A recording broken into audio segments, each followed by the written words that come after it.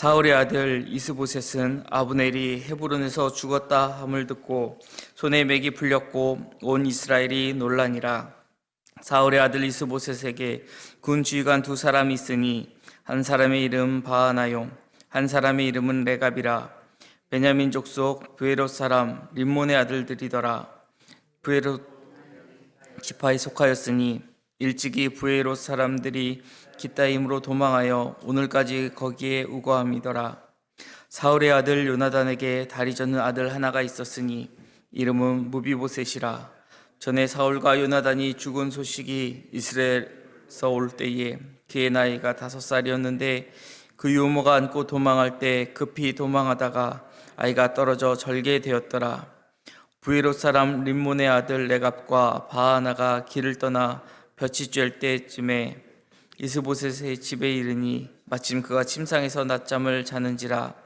레갑과 그의 형제 바하나가 밀을 가지러 온 채하고 집 가운데 들어가서 그의 배를 찌르고 도망하였더라. 그들이 집에 들어가니 이스보셋이 침실에서 침상 위에 누워 있는지라. 그를 쳐 죽이고 목을 베어 그의 머리를 가지고 밤새도록 아라바 길로 가 헤브론에 이르러 다윗 왕에게 이스보셋의 머리를 드리며 아뢰되 왕의 생명을 해하려 하던 원수 사울의 아들 이스보셋의 머리가 여기 있나이다.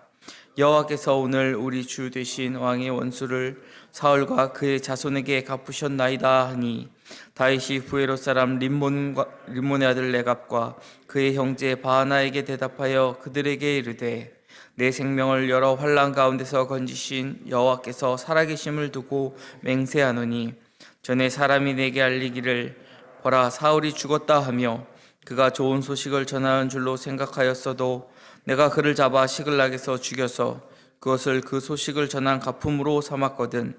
하물며 악인이 의인을 그의 침서 죽인 것이겠느냐. 그런즉 내가 악인의 피 흘린 죄를 너희에게 갚아서 너희를 이 땅에서 없이 하지 아니하겠느냐 하고 청년들에게 명령하매 곧 그들을 죽이고 수족을 베어 헤브론 목가에 매달고 이스보셋의 머리를 가져다가 헤브론에서 아브넬의 무덤에 매장하였더라. 아멘. 오늘 본문은 사울의 군대 장관이었던 이 아브넬이 죽었다라는 그 소식이 전해지는 내용이 담겨져 있습니다. 이 소식은 사울의 아들이었던 이제 이스보셋과 또 새롭게 편성된 군의 군 지휘관이었던 바하나와 레갑 등 이스라엘 즉 이제 이스보셋과 함께했던 그 10지파의 많은 사람들에게 전파되었습니다. 오늘 본문을 보면 사람의 생각을 따라 행한 것과 또 하나님의 생각을 따라 행한 것의 차이를 우리에게 보여주고 있는데 먼저 본문 1절을 보시면 이 소식을 들은 이스보셋은 이 소식을 듣고 손에 맥이 풀렸다라고 표현되어 있습니다. 이 손에 맥이 풀렸다라고 하는 것은 그가 자신감을 상실했다, 그가 용기를 잃었다라고 볼 수 있는 표현입니다. 이 표현을 원어적으로 보면 우리가 앞서 2장 7절에 다윗이 사울의 그 시체를 수습하여 장사를 지내주었던 길르앗 야베스 사람들에게 했었던 표현, 너희는 손을 강하게 하고 담대히 할지어다, 여기에 너희의 손을 강하게 하고에 정반대되는 표현을 사용하였습니다. 즉 지금 이스보셋은 맥이 풀리고 용기를 잃었다라는 것을 보여주고 있는 것입니다. 또 이스라엘이 놀랐다라는 기록 역시 그들이 용기를 잃었다라는 뜻을 가지고 있습니다. 이스보셋과 함께 다윗에게 맞서서 사울 왕조를 지키려고 했었던 사람들이 아브넬의 죽음으로 이제 그 구심점을 잃게 된 것입니다. 그래서 그들은 이 아브넬이라는 구심점으로 그래도 힘을 얻고 어떻게 해서든 사울의 왕조를 지켜보려 하였지만 그 구심점이 사라졌기 때문에 이제는 더 이상 그들이 모일 그 구심점이 없어서 그들은 더 이상 힘을 낼 수 없다라고 우리가 볼 수 있는 것이죠. 이스라엘은 하나님께서 믿음의 조상이라고 하는 아브라함을 택하셔서 그를 이제 이 이스라엘의 열국의 아비로, 이스라엘의 어찌 보면 믿음의 조상 아버지로 세우셨었던 그때부터 하나님이 친히 지키신 백성이었습니다. 하나님께서는 사라를 지키셨고 아브라함을 지키셨고 이삭을 지키셨고 또 그의 후손들을 지키셨습니다. 요셉이 팔려갔을 때에도 하나님께서 지키셨고 또 그들이 애굽에 종살이를 할 때에도 하나님은 그들을 지키셨고 출애굽하여 광야를 건널 때에도 역시 하나님께서 그들을 지키셨습니다. 그래서 모세는 너희는 가만히 있어 저가 하나님됨을 알지어다 라고 홍해 바다를 가르기 전 그들에게 이야기했었던 것이죠. 하지만 사무엘상 8장에서 본 것처럼 이스라엘 백성은 어느덧 하나님을 잊어버렸고 하나님보다는 인간의 기준을 가지고 왕을 요구하였습니다. 그 결과가 바로 사울 왕조였죠. 하지만 사울 왕조는 결국 하나님을 온전히 믿지 못하고 의지하지 못하여 멸망의 길을 걷게 되었습니다. 사울의 왕권은 다윗에게로 넘어갔고 전쟁에서 비참한 최후를 맞이한 것을 우리는 얼마 전 사무엘상 마지막 부분까지 해가지고 그 역사를 볼 수 있었습니다. 사울이 죽자 그를 따르던 사람들은 이제 모두 구신점을 잃었고 용기도 잃게 된 것입니다.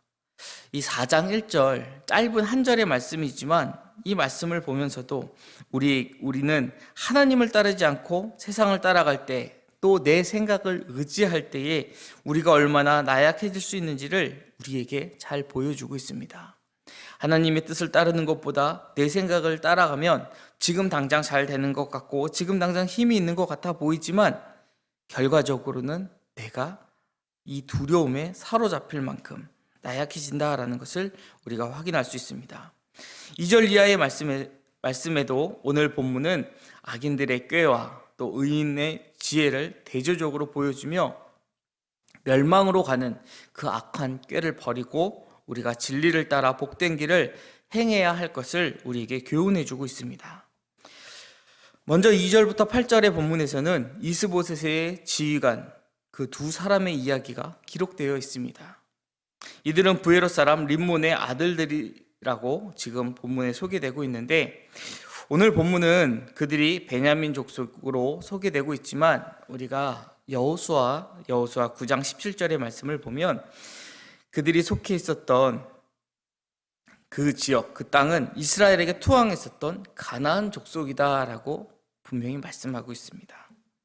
우리가 이러한 사실을 볼 때 아마 이들은 처음부터 사울의 군대의 군 지휘관이 아니었을 것이다 라고 여겨집니다. 사울과 요나단이 전사한 후에 지금 아브넬이 이스보셋을 계속 사울 왕조를 이어갈 왕으로 세울 때에 급히 편성한 아마 군대의 지휘관이었을 확률이 더 높다라고 많은 신학자들도 이야기하고 있습니다. 지금 그런 그들에게 군대 장관이었던 아브넬이 죽었다라는 소식이 전해졌습니다. 비록 그들이 지휘관의 신분이기는 하지만 그들의 출신이 가나안이었습니다. 그들의 출신을 뻔히 알았던 이스라엘의 다른 군인들이 그들을 어떤 눈으로 바라봤겠습니까? 또한 이스라엘이 그러한 군대를 어떻게 바라보았겠습니까? 그들은 가나안 족속 출신이었기에 그들의 미래는 늘 불안했을 것입니다.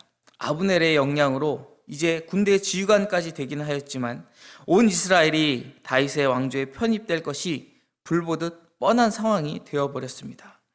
이렇게 세상이 변한다면 자신들 또한 또다시 보잘것없는 지위로 좌천되리라 충분히 예상했을 것입니다.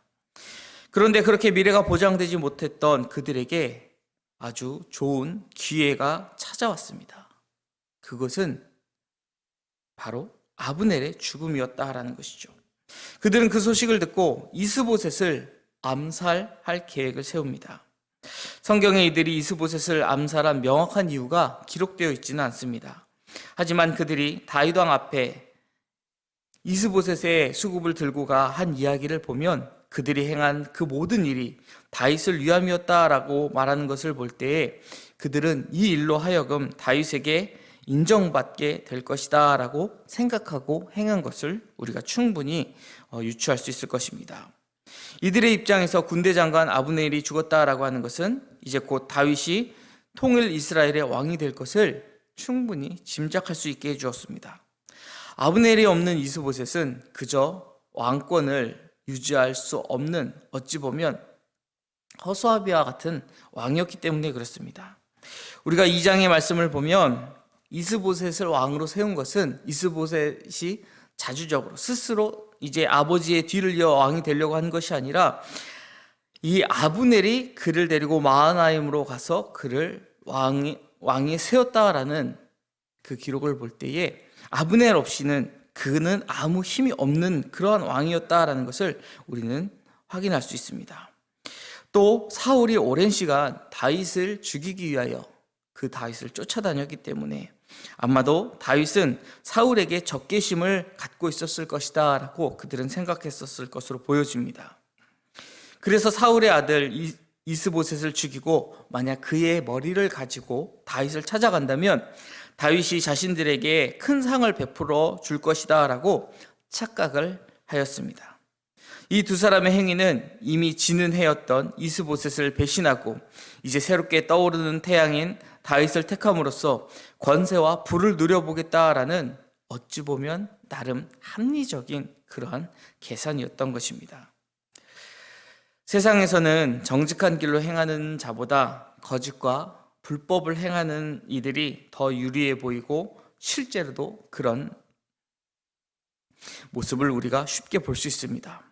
아니, 오히려 그렇게 하지 않는 사람들을 우리는 어리석다라고까지 이야기하는 그런 세상을 살아가고 있습니다. 이것은 비단 현대뿐만 아니라 과거에도 그렇게 여겨져 왔습니다. 사람이 적당히 남들 모르게 다른 사람을 속이며 살아가지 않으면 남들보다 더 쉽게 앞설 수 없다라는 생각이 이 인간 가운데에 깊이 내재되어 있다라는 것이죠.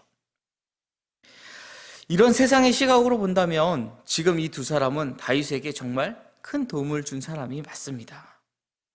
다윗에게 있어서 가장 큰 정적을 제거했으니 정말 다윗이 자기 손으로 피를 묻히지 않고 그 정적을 제거할 수 있는 아주 좋은 일을 한 것이다 라고 볼 수 있겠죠.